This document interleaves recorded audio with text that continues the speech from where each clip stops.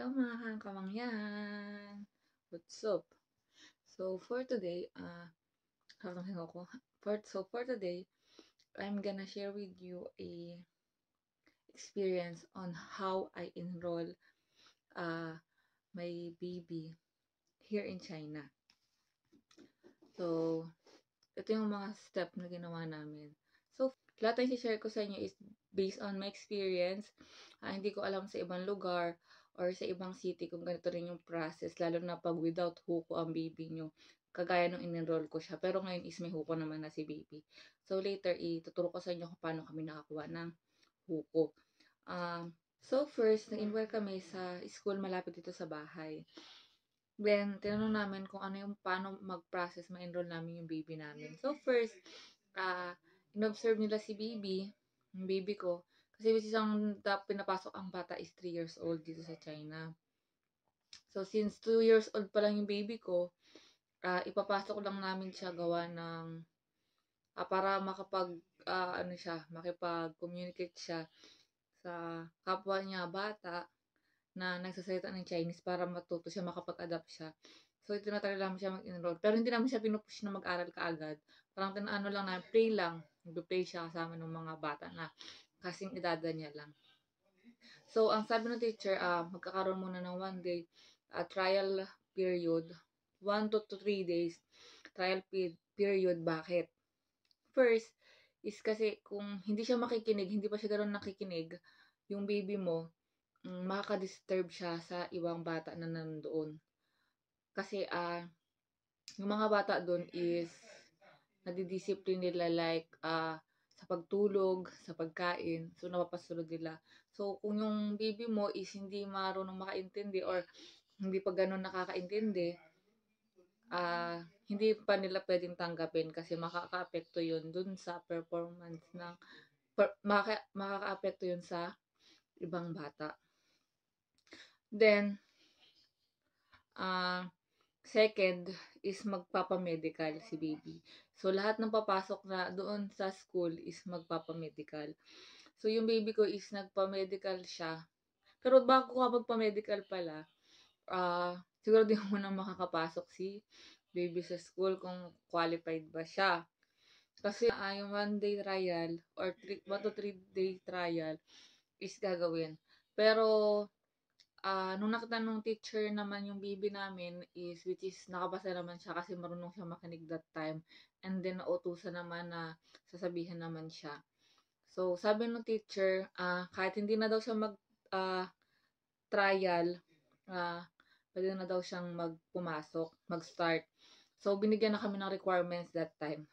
So, first, nahinihingin sa amin is yung medical.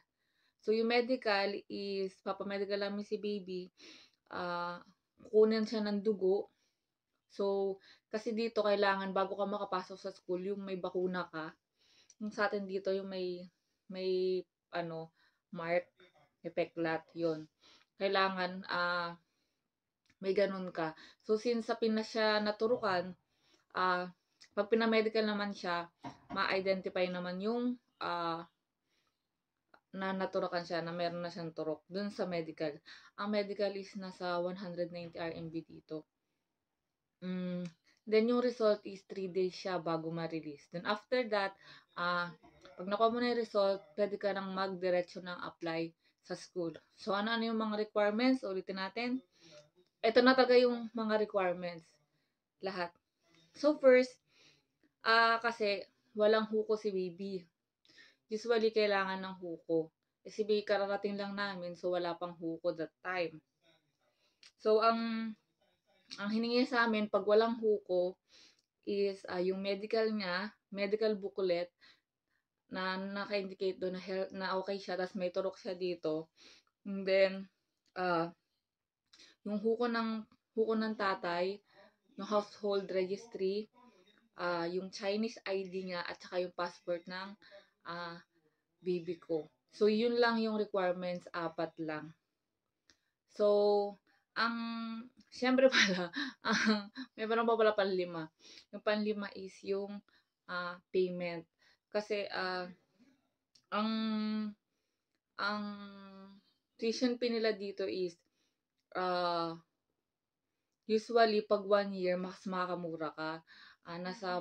Parang nasa 8 or 9,000 RMB.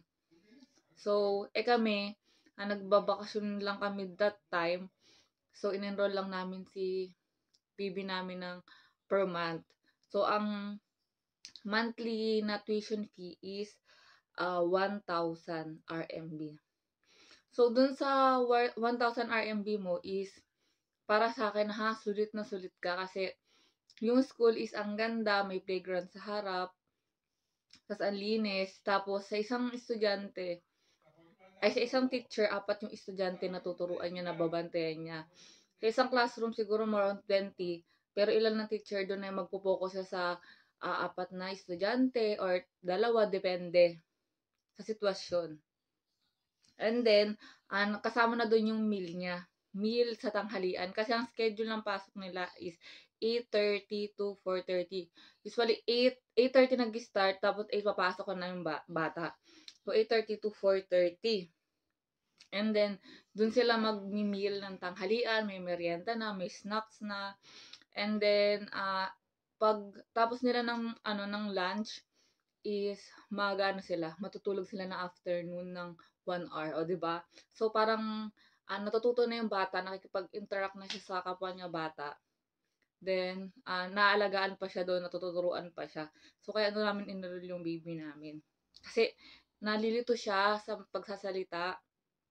Nakakaintindi siya ng English, Tagalog, Chinese. Pero hindi niya mabigkas ng dire-diretso. So, we decided nga na ipasok namin siya para kahit paano makipag-interact siya sa other students, sa other na ka-level na age niya.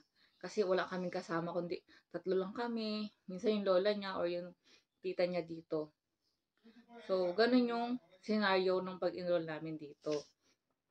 And then, actually, sulit na sulit ka na doon kasi yung, yung classroom nila is malaki, may CCTV, then yung bathroom nila, chinek din namin. Ang ganda, ang cute ng cubicle nila, ang liliit kasi pang bata talaga. Then yung bed nila is kanya-kanyang bed. Pero may agwat, may pagitan. So, ang magdadala ka lang ng sapin mo, ng kumot mo, ng unan mo. So, yun yung pinipare namin, yung sapin ni baby, blanket niya, at saka yung unan. Kasi, kanya-kanyang dala yun. Yung mga personal use na gagamitin mo dun sa school. So, o 'di ba? Maganda na yung kwarto, may CCTV, tapos sa isang teacher, 4 na estudyante yung magpo-focus siya. So, kahit na marami sila sa classroom, like for example, 20 na estudyante sa isang classroom, pero wala pang 20 ata yun nasa that time, yung mga classmate ng baby ko is wala pa 20. Then, yun, magpo-focus sila sa bata talaga. 4 na, parang maraming teacher, isang bata lang maraming teacher, tapos magpo-focus sila sa kanya-kanyang toka ng bata. So, talagang yung anak mo is safe doon. Ang nakakatuwa, every morning, pagpasok nila is, sinacheck sila isa-isa ng mga teachers doon sa gate. Sasalubungin talaga sila ng teacher sa gate. And then after that, doon na rin yung attendance sa gate. Check din yung temperature nila. Then after that, pag 8:30 na, lalabas na lahat ng estudyante. Then mag-exercise sila every morning. Yun yung nakita namin that time. And then after that, pasok na sila sa classroom. Hindi na kami pumapasok kasi baka habulin na kami ng baby namin after that. So, nung time na yon, minsan umuwi yung baby ko na may dala siyang paper. Parang may activity sila na kukulayan mo. Coloring, mga ganon.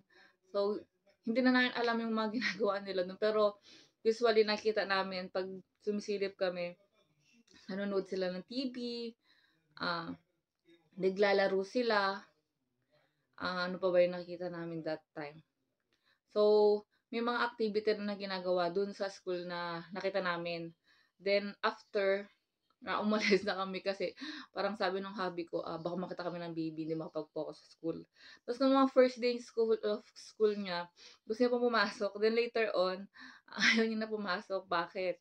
Kasi sa bahay boss siya. So pag sa school, hindi siya boss kasi ano, si teacher ang boss. So nakikinig siya kay teacher. Pag sa amin hindi siya nakikinig, pero kay teacher nakikinig siya. So yun nga, ah yun, lahat ng mga sinishare ko dito is based on my experience. Hindi ko alam sa ibang lugar kung paano yung scenario ng pag-enroll nila sa bata with or without huko ng baby. So, sana makahelp sa inyo para ma-enroll nyo din ng maaga yung baby nyo. Ah, hindi ko namin in-enroll yung baby namin ng maaga kasi 2 years old pa siya para ma-push mag-aral. Enroll namin yung baby namin dahil gusto namin makipagsalamuha siya doon sa kapwa niya bata para ma-practice yung speaking ability niya kasi medyo maguguluhan yung anak natin kasi iba-ibang language yung naririnig niya, ma-English, Tagalog, tsaka Chinese. So, instead na malito siya, mas maganda makipagsalamuha siya sa mga ah, kaedaran niya kasi mas matututo siya sa that way. Na pinasa namin, first is medical ni baby, huko ng tatay niya, Chinese ID ng tatay niya, and then passport niya, and last is payment nyo kung magkano yung tuition fee, depende sa lugar nyo. So, this is based on my experience, iba-iba sa bawat city, sa bawat lugar. So, pero baka kahit papaano maka-help o magkaroon kayo ng idea kung gusto nyo enroll yung baby nyo. So, ito nga pala guys, i-ano ko lang, i-share ko lang na kasi sabi ng teacher namin, wag na wag daw namin hahayaan na maliit namin na susunduin yung baby namin kasi magkakaroon sila ng, baka daw magkaroon ng makabuo ng emotion na, oh bakit hindi ako sinundo ng mama ko, lahat ng mga classmates ko wala na is ako na lang yung tira. Kasi one time, na-late kami ng sundo sa kanya, parang mag-5 na namin na sundo yung baby namin that time kasi may pinuntahan kami, naglakad kami ng mga papers ko that time. So, sinabi ng teacher namin is, tinapos ng teacher niya na gano'n, na wag daw namin hahayaan na mangyari yung gano'n kasi baka maapektuhan na yung feelings ng bata. Yun lang naman, sinabi lang ng teacher pero di ba at least aware tayo. So pag susundin yung bata is wag na wag kayong malilate. Okay? So that's all for today's video. Sana may natutunan kayo.